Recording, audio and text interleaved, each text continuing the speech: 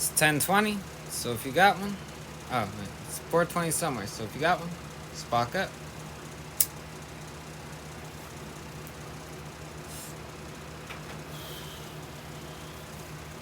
All right, part 11 of when will Jesus bring the pork chops? At some point I gotta do it, so I'm gonna do it tonight since it's kind of late. Been a long week, but I'm gonna do 10-minute segment tonight, and then yeah, get back into the full segments. Probably Monday. Or instead, we hydrate ourselves. Hey, I'll hydrate myself to that. This is about food advertising language. You're familiar with the words. You hear them all the time. Fresh, natural, hearty, old-fashioned, homemade goodness. In a can. Well, if those are the words they want to use, let's take a look at them. Old-fashioned. When they say old-fashioned, they want us to think about the old days, don't they? The old days. You know, before we had sanitation laws. Before hygiene became popular. Back when E. coli was still considered a condiment. Right next to old-fashioned in the warmth and nostalgia department is homemade. You see it on packages in the supermarket. Homemade flavor. Folks, take my word for this. A food company operating out of a 90-acre processing plant is functionally incapable of producing anything homemade.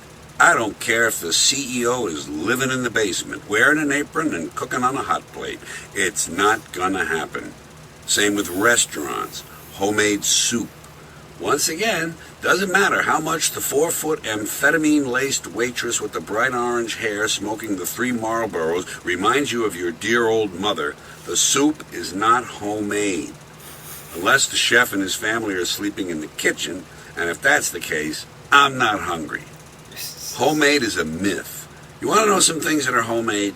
Crystal meth, crack cocaine, a pipe bomb full of nails. Now we're talking homemade.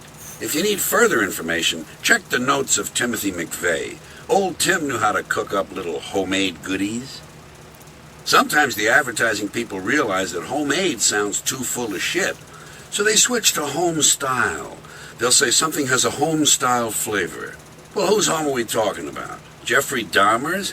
Believe me, folks, there's nothing home style about the boiled head of a Cambodian teenager, even if you sprinkle parsley on the hair and serve it with oven-roasted potatoes. Style is another bullshit word you have to keep an eye on. Anytime you see the word style added to another word, someone is pulling your prick. New York style deli. You know why they call it that? Because it's not in New York. That's the only reason. It's probably in bumfuck Egypt. The owner's from Rwanda, and the food tastes like something the Hutus would feed to the Tutsis. Another... I want to say there's a New York style pizza place, and that's what it's called. Up in here in Vancouver.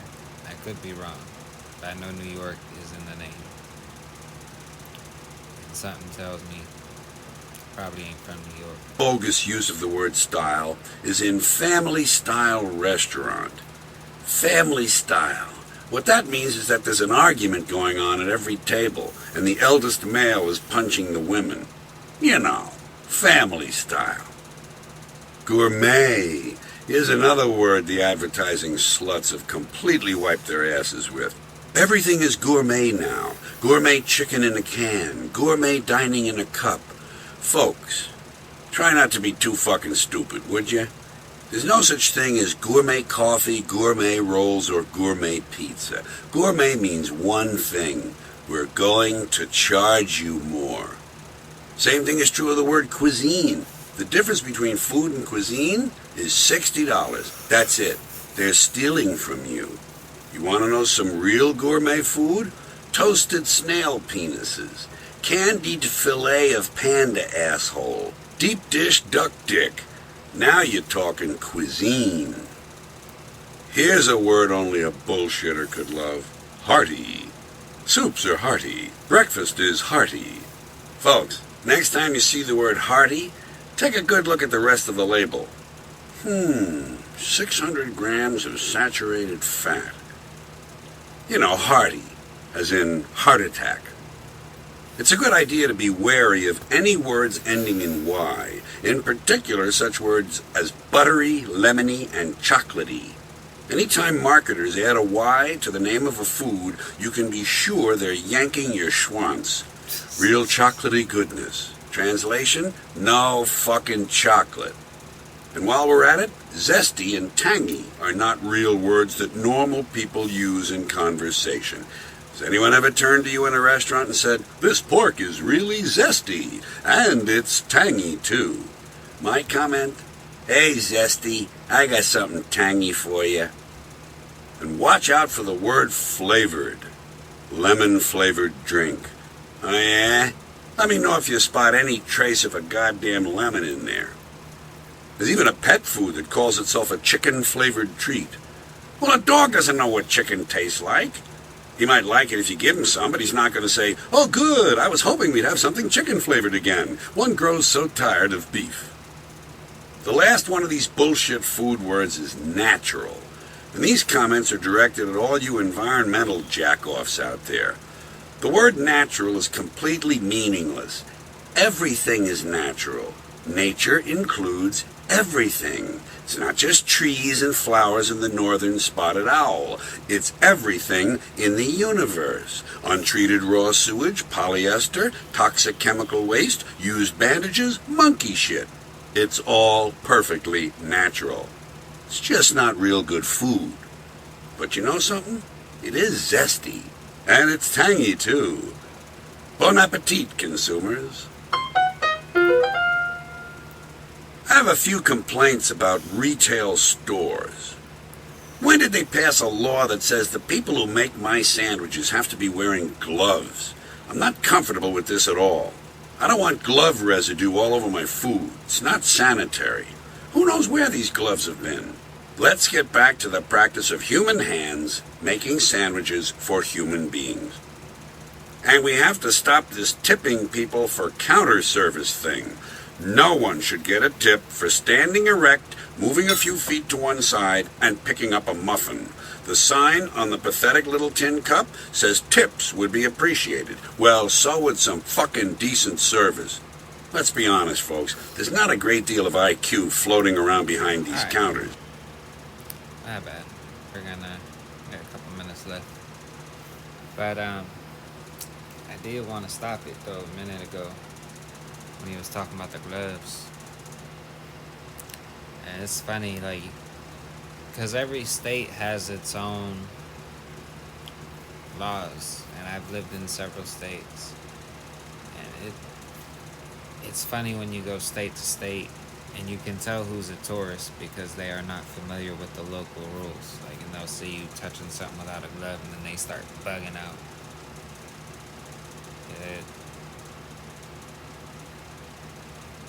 I don't know. I mean, you pull the glove out with your hand, so your hands are literally all over the glove. Kind of.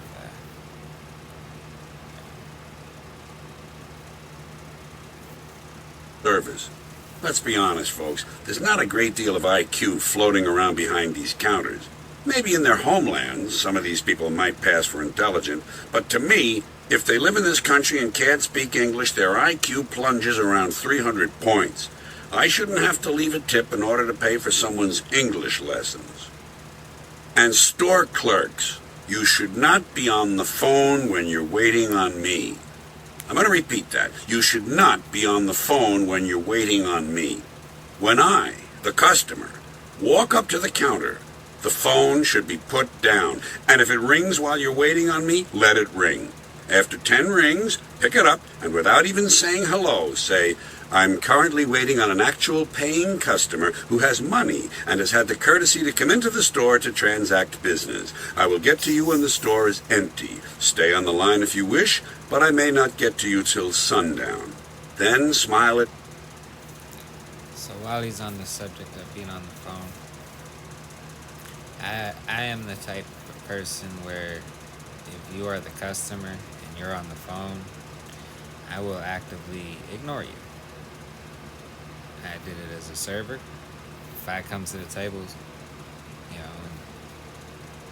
you on the phone, I'm gonna keep walking. I'll walk by you several times. I'll check every like 30 seconds or so. Oh, nope, still on the phone? Okay. And that's my job now. Butcher shop. If you're on the phone, I'm gonna help somebody else. Cause some people on the phone, they try to hold two conversations, and it's like, I have other people I gotta fucking get to. I don't have time for you to tell whoever the fuck you on the phone with about what the fuck you did the night before. I don't care. Like, give me your fucking order, let me go.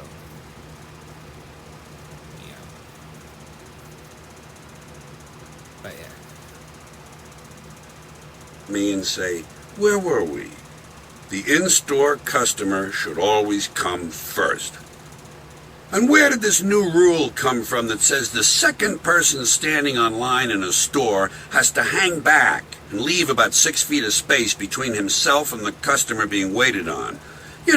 One person is already up at the counter, and the next person is standing back 5 or 6 feet, leaving all this unused space. Stupid 19 fucking gave us that rule.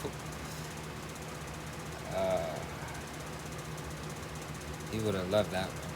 When did this shit start? And I'm not talking about stores where there's an obvious central feeder line, one line that feeds a number of counter positions. I'm talking about an individual line that feeds a single counter. And these dopey people hang back like they're afraid of offending someone. This has obviously grown out of some perverted, politically correct impulse. Move up, motherfucker. Take up the slack. You know what I do when I'm behind? Prior to the stupid 19, I didn't see that often. However, people out here, they drive like that. And it drives me nuts because sometimes you'll miss a light because 5 cars each left like a car length and a half, 2 car lengths in between them. So you couldn't pull up and get over and make your left turn with everybody else. You had to wait till the next light. That shit drives me nuts. I didn't see it that much back east. Back east, everything was pretty much in tight.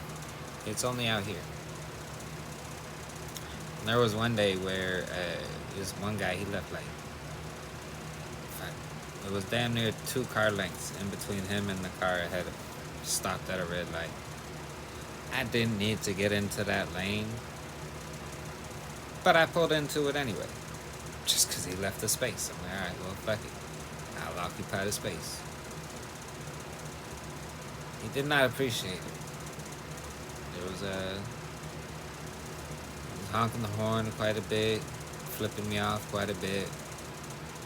I didn't care. And my passenger, who I picked up from the airport, they're from New York, they thought it was hysterical too. So, yeah, like I said, prior to COVID, I never really experienced that often, but now it's used to be mandated. Let's get back to it. One of these timid jack-offs, I step right in front of him and take his place in line. If he doesn't like it, I say, you should have moved up, twat face. Don't you know space is at a premium? I gave you a full minute and you didn't move. Now I'm next. I also get very unhappy with people in supermarkets who stop their carts in the middle of the aisle and just stand there looking at the soup. They don't know what they want, so they're looking. Parked in the middle of the aisle. They're trying to decide. Why would you go to a supermarket if you didn't know what you wanted? You know how I shop? I enter the store with a list in my hand, and I move quickly through the aisles from item to item, and I'm in the parking lot before Hamlet has figured out if the cream of mushroom is a better bargain than the chicken with stars. I say know what you want, get what you need, and get the fuck out of there. That's how you shop.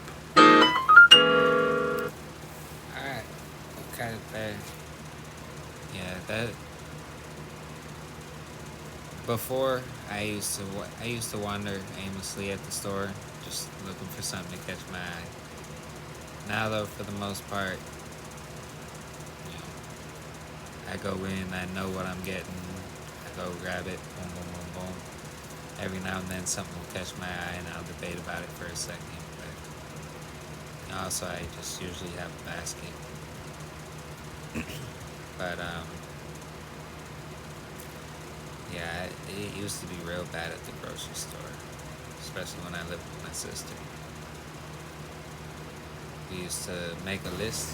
We used to make a list, and we'd smoke a blunt while we were making the list. Then we'd drive to the store, smoke a blunt on the way to the store,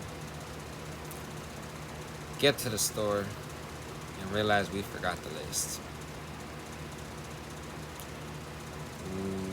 We would leave the store with maybe we'd spend a couple $100. We had maybe a couple meals and mostly a bunch of snacks and junk food. Nothing from the list. Because there was a lot of impulse shopping. If we hit the wrong aisles first, they got 10 for 10 on this? Psh, gotta get 10, why not? Yeah. But I'm gonna call that part 11. Tomorrow's rant day, so I will be dropping that tomorrow night. Not sure what topic I'm gonna hit yet. There's a few that I want to hit, but I'm hesitant. After getting my video pulled earlier in the week, if I do it, it's gonna be riddled with code words. I'm sure you'll be able to figure them out. It's just because of everything's algorithm, like automated and shit. So certain words will do certain things. But yeah. Thanks for watching. Have a nice night. Stay blazing.